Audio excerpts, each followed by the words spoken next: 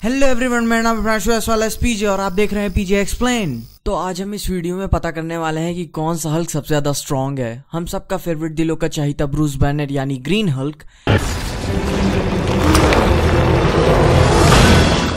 या उल्टी खोपड़ी वाला रेड हल्क। और जिनको रेड हल्क के बारे में नहीं पता, मैं उन्हें बताना चाहूंगा कि ये जनरल थंडरबोल्ट रॉस है। रेड हल्क की डीप इन्फॉर्मेशन के लिए मैं फ्यूचर पे उसके ऊपर वीडियो जरूर बनाऊंगा, अगर आप इस पे वीडियो चाहेंगे तो आगे बढ़ते हैं। एक्चुअली में मेरा पर्सनल फेवरेट तो शी हल्क है। खैर, अगर हमें रेड हल्क और ग्रीन हल्क में से जानना है कि कौन सबसे ज्यादा स्ट्रॉन्ग है, तो हमें उनके सिमिलैरिटीज और डिफरेंसेस के बारे में जानना होगा। ये दोनों हल्क अर्थ के स्ट्रॉन्गेस्ट जीवों में से एक है। मैंने जीवो इसलिए बोला क्योंकि इन्हें ह्यूमन तो बोल नहीं सकते और ना ही एनिमल्स। और आगे मार्वल के किसी भी कैरेक्टर के मुकाबले इनके पास बहुत ही जबरदस्त हीलिंग फैक्टर है, और वो चाहे फिजिकल हो या मेंटल हो। और इन दोनों हल्क्स ने अपनी अपनी जगहों पे मार्वल मल्टीवर्स के सबसे डेडलीस्ट हीरो से फाइट की है और कईयों को तो हराया भी है। हम आप हल्क की कुछ पावर्स को जानते होंगे और कईयों को तो रेड हल्क की पावर्स भी पता होंगी, और उन दोनों के बीच में जो डिफरेंस बचेगा मैं उसे आपको एक्सप्लेन करूंगा।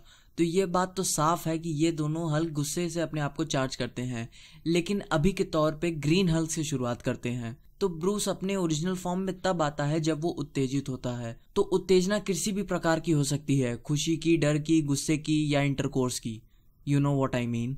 लेकिन हम सब हल्क को उसके गुस्से के कारण ही तो पसंद करते हैं। तो हल्क जितना ज्यादा गुस्सा होगा उसकी पावर्स उतनी ही ज्यादा बढ़ेंगी, चाहे वो फिजिकल स्ट्रेंथ हो या उसकी मेंटल एबिलिटी हो।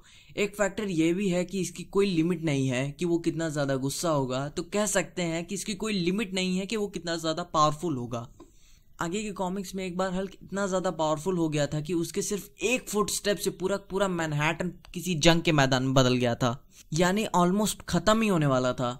और इसकी कंपैरिजन में रेड हल्क की पावर्स तब इंक्रीज होती हैं जब ये रेडिएशन के संपर्क में आता है, और कोई रेडिएशन नहीं, स्पेशल गामा रेडिएशन। तो ये जितना ज्यादा रेडिएशन में रहेगा इसकी पावर्स उतने ही ब्लास्ट के साथ बढ़ेंगी। आगे जाके कॉमिक्स में कई डिफरेंट तरह की रेडिएशंस की पावर को ऑब्जॉर्व करने में भी सक्सेसफुल रहा है। एग्जाम्पल के तौर पे कॉस्मिक रेडिएशंस और वगैरह वगैरह। और आप में से कई जन सोच रहे होंगे कि रेड हल्क रेडिएशन से अपने आप को पावरफुल बनाता है और ग्रीन हल्क गुस्से से। तो जब दोनों के बीच में फाइट होगी तो रेड हल्क को रेडिएशन कहाँ से मिलेगा? तो ग्रीन हल्क ही जहाँ जीतेगा। और आप सही भी हैं, लेकिन ये जरूरी नहीं कि ग्रीन हल्क ही हर बार जीते। रेड हल्क का एनर्जी आउटपुट ग्रीन हल्क के एनर्जी आउटपुट से कई गुना ज्यादा है। और आप सोच रहे होंगे वो कैसे? एवेंजर्स मूवी में लास्ट के क्लाइमैक्स में हम ग्रीन हल्क को एकदम थोड़ा सा थकते हुए देख सकते हैं, लेकिन रेड हल्क की डिक्शनरी में थकने वाला वर्ड है ही नहीं। जब तक रेडिएशन रहेगा तब तक मारेंगे और बल भर मारेंगे।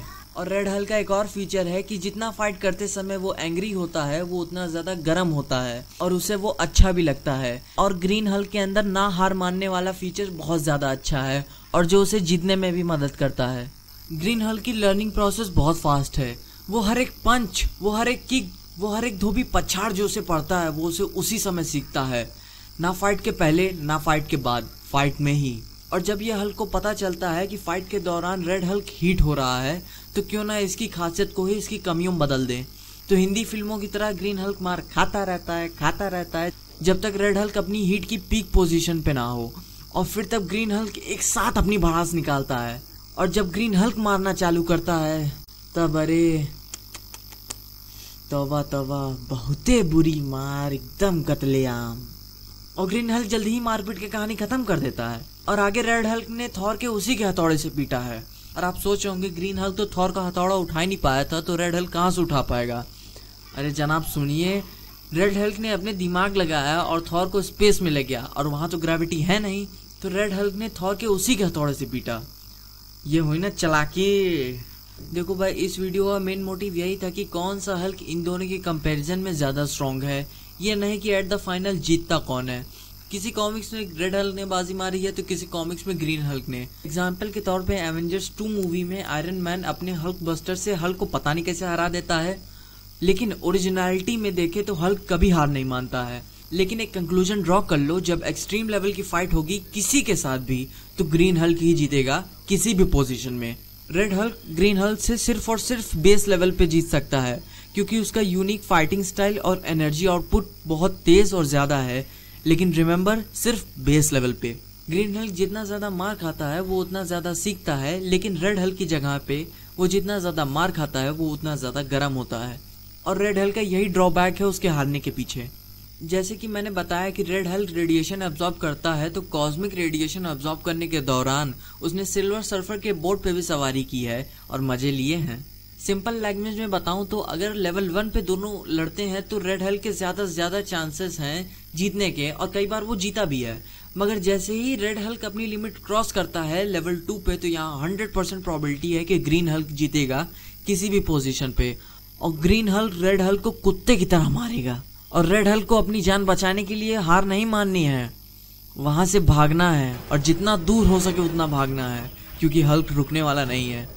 तो आपका क्या कहना है? आप स्टाइल से मारने वाले रेड हल्क के फैन हैं या आप ग्रीन हल्क के पागलपन को ही पसंद करते हैं?